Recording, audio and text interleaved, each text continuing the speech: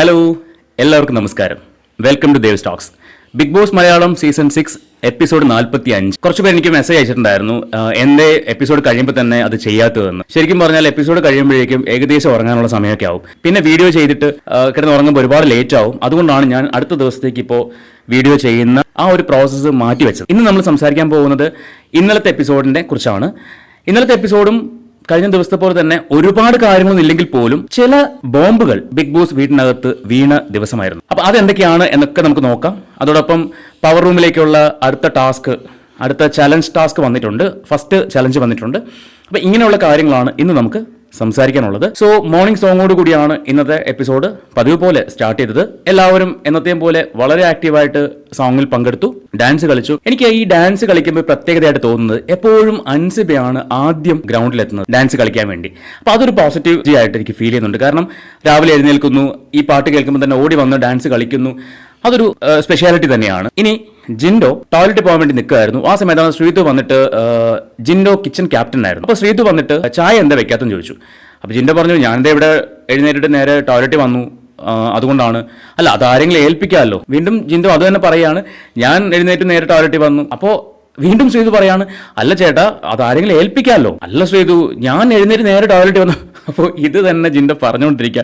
അവസാനം ശ്രീതുവിന് തലയ്ക്ക് കിളി പോയിട്ട് ശ്രീതു അവിടെ നേരെ എന്തെങ്കിലുമൊക്കെ കാണിക്കുന്ന പറഞ്ഞ് നടന്ന് കിച്ചണിലേക്ക് പോയി. അവിടെ പോയിട്ട് ശ്രീതു സ്വയം എന്ത് ചെയ്തു, പാത്രം എടുത്ത് കട്ടൻ ചായ വെക്കാനുള്ള ഒരു പരിപാടി തുടങ്ങിയപ്പോഴേക്കും അൻസിബ വന്നത് ചെയ്യാൻ തുടങ്ങി.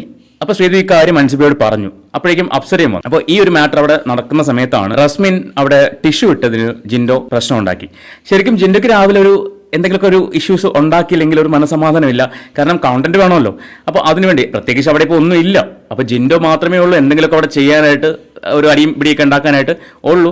അപ്പോൾ ജിൻഡോ വന്ന ഈ ടിഷ്യൂവിൻ്റെ പേരിൽ സംസാരം ഉണ്ടായി. അപ്പോൾ ശ്രീതു പറഞ്ഞു, ശ്രീതുവിനോട് ജിൻഡോ ചോദിച്ചു, എന്താ അതിന് പണിഷ്മെന്റ് കൊടുക്കാത്തത്, ടിഷ്യൂ വലിച്ചു വാരിട്ട് എന്താ പണിഷ്മെന്റ് കൊടുക്കാത്തത്? അപ്പോൾ ശ്രീതു പറഞ്ഞു, അതെന്റെ സൗകര്യമാണ്, എന്റെ സൗകര്യത്തിനെ ഞാൻ പണിഷ് ചെയ്യുള്ളൂ. ജിൻഡോ അതിനവിടെ കയറി തർക്കിച്ചു.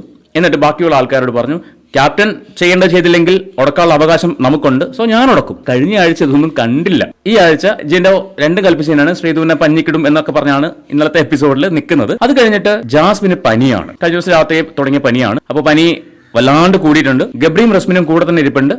അങ്ങോട്ടും ഇങ്ങോട്ട് പോകാണ്ട് ജാസ്മിന്റെ കൂടെ തന്നെ ഗബ്രി ഇരിപ്പുണ്ട്. സോ ആ ഒരു കെയറിംഗ് ഒരു പ്രത്യേകതയായിട്ട് തോന്നി. ഈ പ്രത്യേകത ഏറ്റവും അവസാനം ഞാൻ വേറൊരു കാര്യം പറയാം. അപ്പോൾ മനസ്സിലാവും എന്തിനാണ് ഈ ഒരു കെയറിംഗ് കാണിക്കുന്നത് എന്നൊക്കെ മനസ്സിലാവും. പിന്നെ സിബിൻ ഓക്കെ അല്ല. സിബിൻ ശ്രീരേഖയോടും റസ്മിനോടൊക്കെ പറയുന്നുണ്ട്, ഞാൻ ഓക്കെ അല്ല, എനിക്ക് അങ്ങോട്ട് പറ്റുന്നില്ല. ഞാൻ ഇന്നലെ ഡോക്ടറെ കണ്ടിട്ട് വന്നപ്പോൾ, സൈക്കോളജിസ്റ്റിനെ കണ്ടിട്ട് വന്നപ്പോൾ ഞാൻ ഓക്കെ ആവുമെന്നൊക്കെ വിചാരിച്ചതാണ്, പക്ഷെ എനിക്ക് അങ്ങോട്ട് സെറ്റ് ആവുന്നില്ല എന്നൊക്കെ പറഞ്ഞിട്ട് ശ്രീതുവിനോടും വന്ന് ഈ കാര്യം പറഞ്ഞു. അവസാനം സിബിൻ തന്നെ ബിഗ് ബോസിനോട് ക്യാമറ നോക്കി പറയുന്നുണ്ടായിരുന്നു, ബിഗ് ബോസ് ഹെൽപ്പ് മീ, എനിക്ക് പറ്റുന്നില്ല, എനിക്കിവിടെ കണ്ടിന്യൂ ചെയ്യാൻ പറ്റില്ല, എനിക്ക് ഈ അറ്റ്മോസ്ഫിയറുമായിട്ട് അങ്ങോട്ട് മിങ്കിൾ ചെയ്യാൻ പറ്റുന്നില്ല എന്നൊക്കെ പറഞ്ഞിട്ട് സിബിൻ ബിഗ് ബോസിനോട് സംസാരിച്ചു. അപ്പോൾ ആദ്യം ബിഗ് ബോസ് സിബിനെ കൺഫെഷൻ റൂമിലേക്ക് വിളിച്ചു. എന്താ സിബിൻ പ്രശ്നം, ഇതൊക്കെ ഓക്കെ ആവും എന്നൊക്കെ പറഞ്ഞിട്ട് തിരിച്ചു വിട്ടതാണ്. പക്ഷേ വീണ്ടും ഇതേ ഒരു ഇഷ്യൂ ഉണ്ടായപ്പോൾ സിബിനെ കൺഫെഷൻ റൂമിലേക്ക് വിളിച്ചിട്ട് സിബിനെ ബിഗ് ബോസ് ഹൗസിൽ നിന്ന് മാറ്റി പുറത്തേക്ക് 2 ദിവസം റെസ്റ്റിന് വേണ്ടി കൊണ്ടുപോയിട്ടുണ്ട്. സിബിൻ തിരിച്ചു വരുമോ ഇല്ലയോ എന്നുള്ള കാര്യം നമുക്ക് അറിയത്തില്ല. എനിവേ അത് കഴിഞ്ഞിട്ട് മോർണിംഗ് ടാസ്ക് ആണ്. ജിൻഡോ ഒരു ബോംബ് പൊട്ടിച്ച ഒരു ടാസ്ക് ആയിരുന്നു ഇന്നലെ കൊടുത്തത്. എന്താണെന്ന് ചോദിച്ചാൽ, കൂടെയുള്ള ആളുകളിൽ ഒരാളെ കുറിച്ച് കള്ളം പറയുക, അവരുടെ ക്യാരക്ടറിനെ കുറിച്ച് കള്ളമായിട്ട് പറയുക, അവരെങ്ങനത്തെ വ്യക്തിയാണ് എന്നൊക്കെയുള്ള കാര്യം ഉൾട്ടയായിട്ട് അവരെന്താണോ നിലവിലുള്ളത് അതിന്റെ ഓപ്പോസിറ്റ് സൈഡായിട്ട് പറയുക എന്ന് പറഞ്ഞു. അപ്പോൾ ഓരോരുത്തരുടെ പേര് പറഞ്ഞു. ഋഷി നോറെ പറഞ്ഞു, ശ്രീരേഖ ജിൻഡോയെ പറഞ്ഞു, ഗബ്രി അപ്സരെ പറഞ്ഞു, അഭിഷേക് ജയദീപ് അൻസിബെ പറഞ്ഞു, സിബിൻ റസ്മിനെ പറഞ്ഞു, റസ്മിൻ ജിൻഡോയെ പറഞ്ഞു, ജിൻഡോ റസ്മിനെ പറഞ്ഞു, അർജുൻ ശ്രീതുനെ പറഞ്ഞു, അപ്സര അർജുനെ പറഞ്ഞു. ഇത്രയാണ് കാണിച്ചത്. ഇതിനിടയ്ക്ക് ജിൻഡോ പറഞ്ഞ കാര്യം എന്താണെന്ന് ചോദിച്ചാൽ അത് എപ്പിസോഡിൽ കാണിച്ചിട്ടില്ല. റസ്മിൻ പുറത്ത് പോയിട്ട് സുഖമില്ലാണ്ട് റസ്മിൻ ഹോസ്പിറ്റലൈസ്ഡ് ആയിരുന്നു കുറച്ച് ദിവസം. അപ്പൊ ഈ സമയത്ത് അങ്ങോട്ട് പോകുന്ന സമയത്ത് റസ്മിൻ ഭയങ്കര ആക്റ്റീവ് ആയിരുന്നു. അതായത് വയ്യായിക വരുന്നതിന് മുൻപ് റസ്മിൻ ആ ബിഗ് ബോസ് ഹൗസിനകത്ത് ഭയങ്കര ആക്റ്റീവായിട്ട് നിന്ന വ്യക്തി പുറത്ത് ഹോസ്പിറ്റലിൽ പോയിട്ട് അസുഖമൊക്കെ മാറി തിരിച്ചു വന്നപ്പോൾ മൊത്തത്തിൽ റസ്മിന് ഒരു മാറ്റം, എല്ലാ കാര്യങ്ങളും അങ്ങോട്ട് ഇടപെടുന്നില്ല. ആ ഒരു പഴയ ആക്റ്റീവ്നെസ് മാറിയിട്ട് ഒരു കെയറിങ് ജാസ്മിന്റെയും ഗബ്രിയുടെയും കൂടെയും അർജുന്റെയും ശ്രീതുന്റെയും കൂടെയും ഒക്കെ ആയിട്ട് ഒരു ഈ ഹംസത്തെ പോലെയായി മാറി. അപ്പോൾ ഇത് കഴിഞ്ഞൊരു വീഡിയോയിൽ ഞാൻ പറഞ്ഞിട്ടുണ്ടായിരുന്നു, റസ്മിൻ ഒരുതരം ഹംസത്തെ പോലെ നിൽക്കുന്നുണ്ട് എന്ന് ഞാൻ പറഞ്ഞിട്ടുണ്ടായിരുന്നു. ഇത് എനിക്ക് ഫീൽ ചെയ്തൊരു കാര്യമാണ്. ഈ ഒരു ചേഞ്ച് എന്തുകൊണ്ടാണ് സംഭവിച്ചത് എന്ന് ഈ മോർണിംഗ് ടാസ്കിലൂടി ജിൻഡോ പറഞ്ഞു. ഞാൻ എപ്പോഴും പറഞ്ഞൊരു പോയിന്റ് ആണ്, ജിൻഡോ ഒരു മണ്ടനല്ല. ബിഗ് ബോസ് ഹൗസിൽ വന്നിട്ട് ആദ്യത്തെ വീക്കിൽ മണ്ടൻ പട്ടം കിട്ടിയ ഒരു വ്യക്തിയാണ്. പക്ഷേ ആ മണ്ടനകത്തൊരു ബുദ്ധിമാനുണ്ട്. എന്താ സംഭവം ചോദിച്ചാൽ, ബാത്റൂമിൽ ഇവർ പോകുമ്പോൾ ഇവർ ടിഷ്യൂ ആയിട്ട് പോകുന്നു. ലേഡീസ് ആണ്, അവരുടെ കയ്യിൽ ക്യൂടെക്സ് ഉണ്ടാവും. ഈ ക്യൂടെക്സിൽ റസ്മിൻ എഴുതി വെച്ചു എന്ന് പറഞ്ഞു. എന്താ എഴുതി വെച്ചത്? പുറത്തുള്ള കാര്യങ്ങൾ പറഞ്ഞാൽ അർജുൻ ശ്രീതു കോംബോ ഭയങ്കര ശക്തമായിട്ട് പോകുന്നുണ്ട്, അവരെ കുറിച്ചുള്ള റീൽസുകളെല്ലാം ഇറങ്ങുന്നുണ്ട്.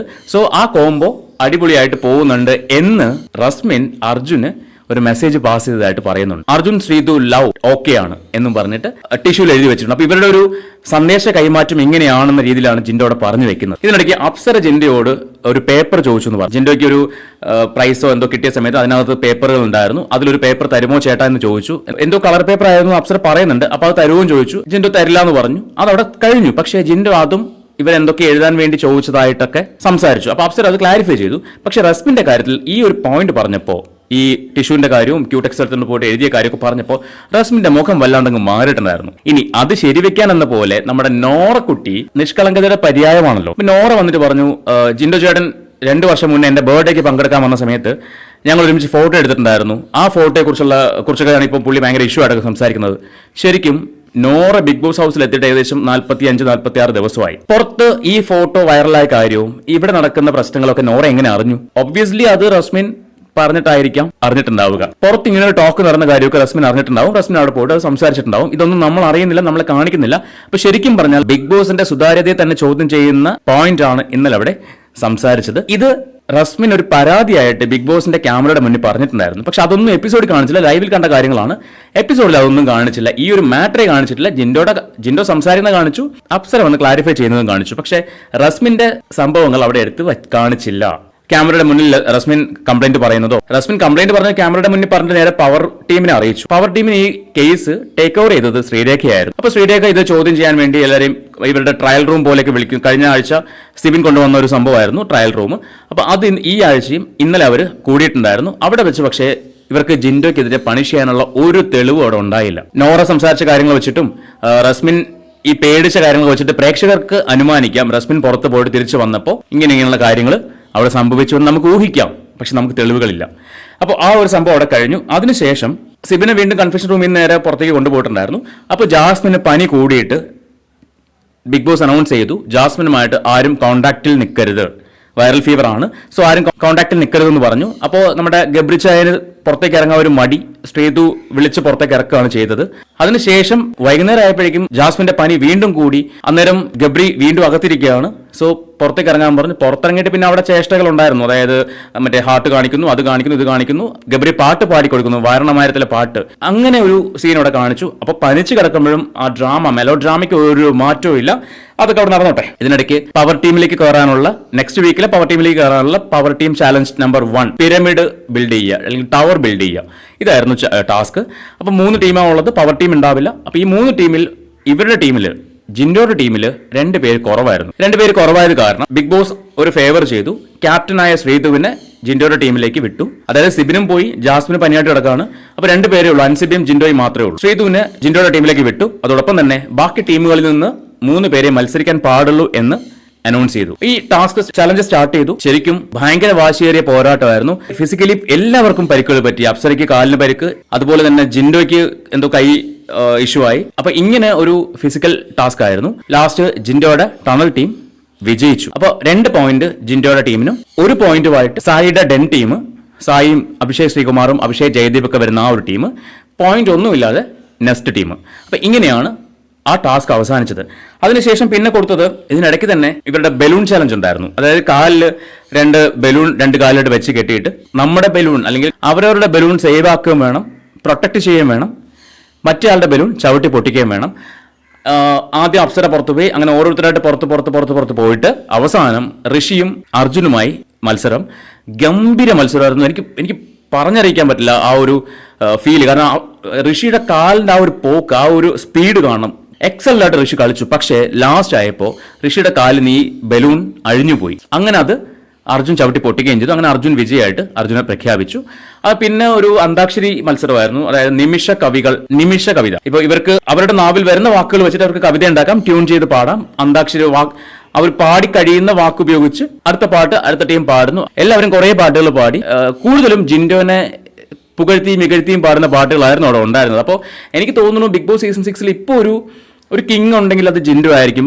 ഒരുപാട് പേർക്ക് ജിൻഡോനെ ഇപ്പോൾ ഇഷ്ടമാണ്. ഇതായിരുന്നു ഇന്നലത്തെ എപ്പിസോഡ്.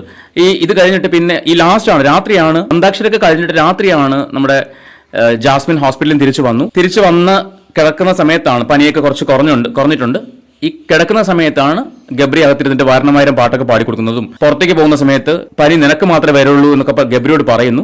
ഇതിനുശേഷം പുറത്തിറങ്ങിയ ശേഷം അവരുടെ സംഭവം ഉണ്ടല്ലോ, ലവിന്റെ സിമ്പിൾ കാണിക്കുന്നത്, അതൊക്കെ കാണിക്കുന്നു, ഫ്ലൈയിങ് കിസ് കൊടുക്കുന്നു, ഒരു ബഹളം. ഇതെല്ലാം കഴിഞ്ഞിട്ട് എനിക്ക് അങ്ങോട്ട് ഡൈജസ്റ്റ് ആവാത്തൊരു കാര്യം, ഇന്നത്തെ പ്രമോ വന്നിട്ടുണ്ടായിരുന്നു. ഇന്നത്തെ വൈകുന്നേരത്തെ എപ്പിസോഡിന്റെ പ്രമോ ഇങ്ങനെയാണ്. റസ്മിനും നമ്മുടെ ഹംസമാണല്ലോ റസ്മിനും ജാസ്മിനും ഗബ്രിയും കൂടി ഇരുന്ന് സംസാരിക്കും. ശരിക്കും ഗബ്രിയും ജാസ്മിനും വേർപിരിയാൻ പോവുകയാണോ എന്ന സംശയം തോന്നുന്ന ഒരു പ്രമോയാണ് ഇന്ന് ഇറങ്ങിയിരിക്കുന്നത്. അതിൽ എത്രമാത്രം സത്യമുണ്ട് എന്നൊന്നും നമുക്കറിയില്ല, എപ്പിസോഡ് കണ്ടാൽ മാത്രമേ മനസ്സിലാവുള്ളൂ. കാരണം promo is not a promise എന്ന് പറയുന്ന പോലെ നമുക്ക് ഒരിക്കലും ഒന്ന് പ്രതീക്ഷിക്കാൻ പറ്റില്ല. ഒരു പക്ഷേ ഇവര് ഇന്ന് പറയും വേർപിരിഞ്ഞു, ഇതാണെന്ന് പറയും, നാളെ പറയും അടുത്തിരുന്ന് കെട്ടിപ്പിടിച്ചിരിക്കുന്നത് കാണാൻ പറ്റും. അപ്പൊ അതുകൊണ്ട് ഒന്നും പറയാൻ പറ്റില്ല. ഇനി നമുക്ക് ഈ പ്രമോ എന്ന് കണ്ടിട്ട് ബാക്കി സംസാരിക്കാം. എനിക്ക് ഇതിന്റെ ഒരു അടിവര ഇടണം. ഫ്രണ്ട്ഷിപ്പിന് മുകളിലാണെന്ന് പറഞ്ഞിട്ട് ലവേഴ്സിന്റെ പ്രവൃത്തികൾ കാണിക്കുമ്പോൾ ബന്ധം കിട്ടും. ഒന്നില്ലെങ്കിൽ ഞാൻ ഈ വീട്ടിൽ നിന്ന് പോകണം, അല്ലെങ്കിൽ ഇവൾ ഈ വീട്ടിൽ നിന്ന് പോകണം. അങ്ങനെയാണെങ്കിൽ ഇതിലൊരു ക്ലാരിറ്റി വരും. പക്ഷെ എത്ര നാള് നീ ഒരു സത്യത്തെ കള്ളമാക്കി പറഞ്ഞു?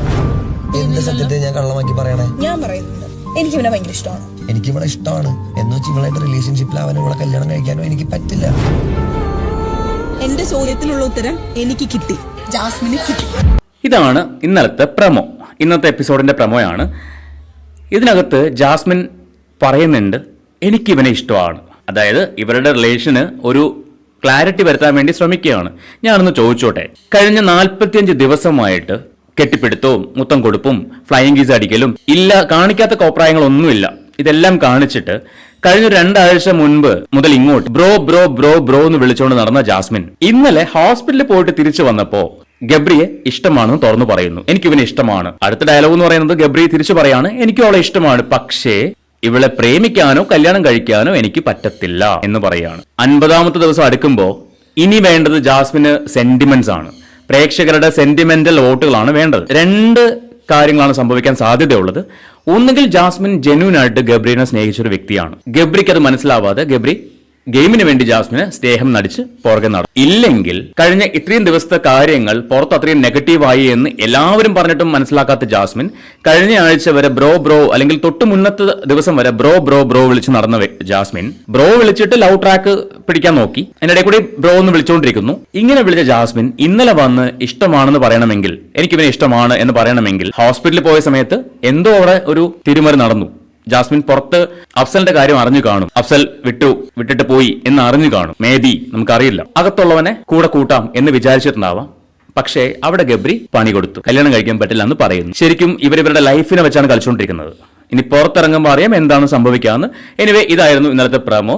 അപ്പോ ഇത് ജാസ്മിന്റെ അഭിനയമാണെങ്കിൽ ഓസ്കാർ ഒന്നും കിട്ടാൻ പോകുന്നില്ല. കാരണം ഫേസിൽ ചിരി വെച്ചിട്ടല്ല ഇത്തരം സീൻസിൽ അഭിനയിക്കേണ്ടത്. പിന്നെ ജാസ്മിനെ കുറിച്ച് പറയുകയാണെങ്കിൽ ജാസ്മിൻ വളരെ സ്ട്രോങ് ആയ ഒരു കണ്ടസ്റ്റന്റ് ആണ്, അതിനൊന്നും ഒരു മാറ്റമില്ല. എത്രമാത്രം സ്ട്രോങ് ആയിട്ട് നിൽക്കാൻ പറ്റുമോ അത്രമാത്രം സ്ട്രോങ് ആയിട്ട് ജാസ്മിൻ നിൽക്കുന്നുണ്ട്. ഇപ്പൊ ഒരു ഇഷ്യൂ ഉണ്ടായപ്പോൾ സിബിൻ നിൽക്കാൻ പറ്റാതെ പുറത്തു പോയൊരു സാഹചര്യമാണ്. പക്ഷേ ജാസ്മിൻ ഇത്രയൊക്കെ ഇഷ്യൂസ് ഉണ്ടായിട്ടും അവിടെ നിൽക്കുന്നുണ്ട്. പല പ്രാവശ്യം കൺഫെഷൻ റൂമിൽ പോയിട്ട് ബഹളമൊക്കെ വെച്ചു, അവിടെ കിടന്ന് ഉറങ്ങി, ഹോസ്പിറ്റലിൽ പോകണമെന്ന് പറഞ്ഞ് പുറത്തേക്ക് പോയി, ഇതൊക്കെ സംഭവിച്ചു. ഈ പുറത്ത് പോകുമ്പോൾ എന്തായാലും പുറത്തെ കാര്യങ്ങൾ അറിയാതിരിക്കില്ല. പ്രേക്ഷകർ കാണുന്നവരെല്ലാവരും മണ്ടന്മാരല്ലല്ലോ. അപ്പൊ എന്നിട്ടും ജാസ്മിൻ അവിടെ പിടിച്ചു നിൽക്കുന്നുണ്ട്. So she's A strongest player, അതിന് ഒരു സംശയമില്ല. ഇന്നലത്തെ ഈ പ്രമോയുടെ വിശദ വിവരങ്ങൾ നമുക്ക് ഇന്നത്തെ ലൈവിലോ അല്ലെങ്കിൽ ഇന്നത്തെ എപ്പിസോഡിലൊക്കെ കാണാൻ പറ്റും. അപ്പൊ നമുക്ക് വൈകുന്നേരം എപ്പിസോഡ് കണ്ടിട്ട് ബാക്കി സംസാരിക്കാം.